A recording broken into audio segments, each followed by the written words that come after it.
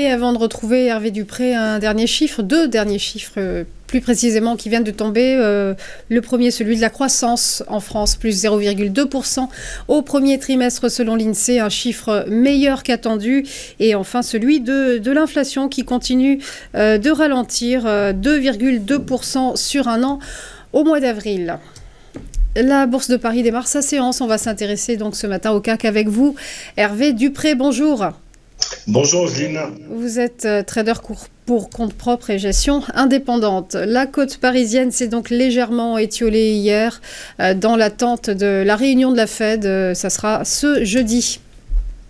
Effectivement, pardon. Vous parlez de la réunion de la Fed, mais nous avons une quantité d'informations macro et micro à venir, parmi lesquelles la Fed, bien entendu, mais d'autres indicateurs macroéconomiques, comme ceux qui sont déjà tombés. Donc la partie s'avère relativement serrée. On est plutôt actuellement en ouverture, en gap haussier, mais dans une zone que je qualifierais de morte, c'est-à-dire que je préfère vous dire, entre guillemets, qu'il est préférable de ne pas rester collé entre 8065 et 8095, que ce soit à l'achat ou à la vente.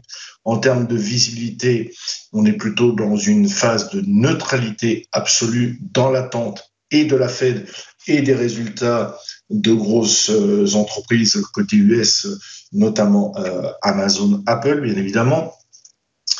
Ce qui fait que le marché aujourd'hui est en clôture mensuelle, compte tenu que nous sommes le 30 avril, demain est un jour férié.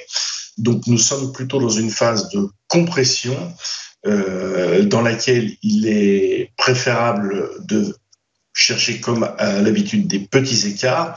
Donc en termes de points très précis, qu'est-ce que l'on peut donner comme information? Donc le range global dans lequel nous nous situons à l'heure actuelle est de entre 8253 et 7900. Pour cette clôture aujourd'hui, en termes de cotation cash, il me semble important de préserver 7977, donc la zone de 7932, 7977 sera plutôt à défendre. Et puis, sur la partie extrêmement haute, donc là, ça se produira probablement hors marché en cas de très bons résultats d'Amazon, les 8146, 151, 170, éventuellement l'open mensuel à 8195, mais nous n'en sommes pas là.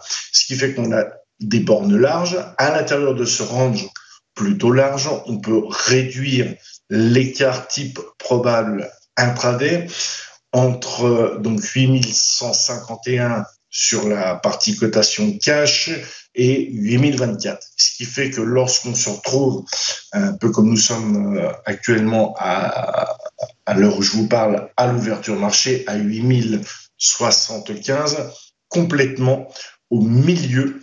Donc, j'ai pour habitude de dire qu'un milieu de range ne se trade jamais, hormis en scalp, puisque la visibilité est complètement nulle. Donc, préférez, si vous ne faites pas d'intraday, ne pas être sur le marché ni aujourd'hui, ni demain, ni éventuellement cette semaine, et attendre la fin du flot de résultats, des news macro, de la communication de la Fed, pour avoir éventuellement une visibilité. Mais en tout état de cause, si on peut penser à un phénomène de retracement plus profond, je pense qu'il ne pourra s'envisager qu'en cas de breakdown et pullback des 7900. Pour l'instant, la stratégie range reste de mise.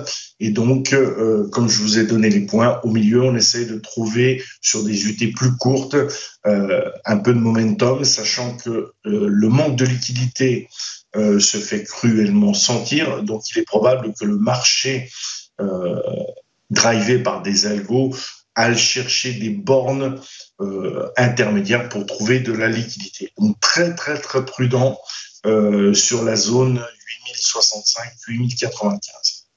Voilà ce que je peux vous dire. Merci beaucoup Hervé Dupré. Donc on l'a bien compris, le CAC 40 dans une zone morte et une visibilité nulle. Merci à vous et belle journée. À suivre après une nouvelle pause, les Market Movers, ce sera avec Mathieu Driol. À tout de suite.